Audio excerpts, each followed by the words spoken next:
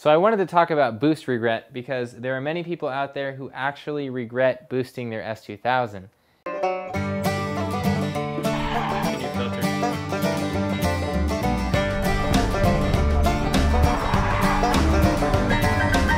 And you can see this on Craigslist advertisements. People sell their boosted S2000s for less than the S2000 is worth without the supercharger or the turbocharger.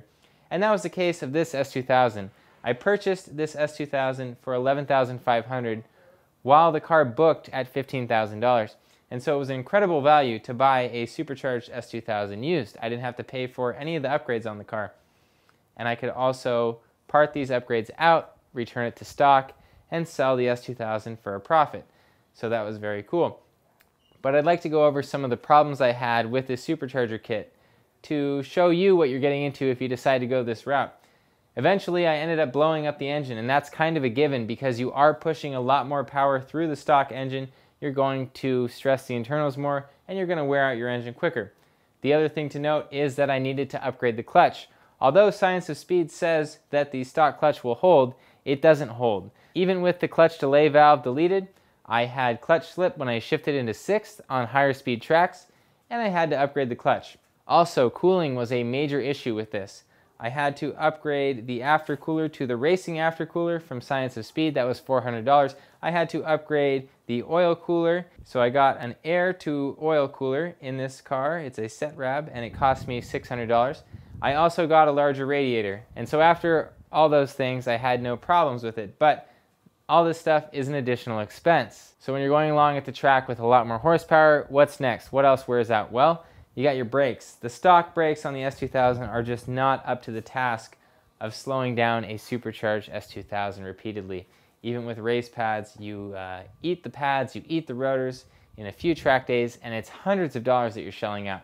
And so you have to upgrade to a big brake kit. So those are all costs that you have to consider when you go this route. And so the point that I want to make with this video is that it's often better to buy someone else's project, someone who's already gotten started on it, because the supercharger is just the start of the project. It's such a small piece of what you need to do to set the S2000 up to handle the supercharger. And you see that on Craigslist all the time. People buy this stuff, they bolt these parts on, and it's really an incomplete project. And so when you see on the forums when people say that they regret boosting, it's because they didn't realize that they had to upgrade all the other components on the car. You upgrade the engine, then you got to upgrade the drivetrain, then you got to upgrade the brakes, tires, etc. And it all really adds up and costs a lot of money. And so if you were to build this car from scratch, if you were to take a clean title S2000, you might spend $15,000 on the car. Then you buy the supercharger kit, all the cooling I bought, the roll bar, the hard top, the wheels, the big brakes, you would easily be looking at a $30,000 build. And that's if you did the work yourself.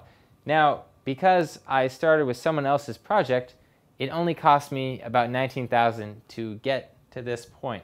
And so that's very important. Now, the other thing I noticed at the racetrack, when people saw that I had a supercharger, they would often tell me stories about the problems that they have had with their supercharger. And I don't know if they didn't know how to set their car up correctly or what kind of car they even had.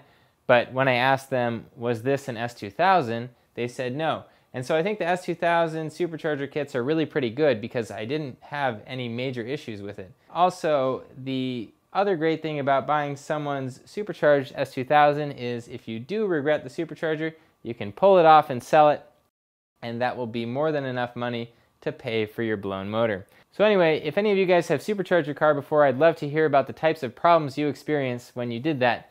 Please go ahead and add a comment about that. That is all I have for you guys. Thank you for watching. Make sure that you enjoy your car.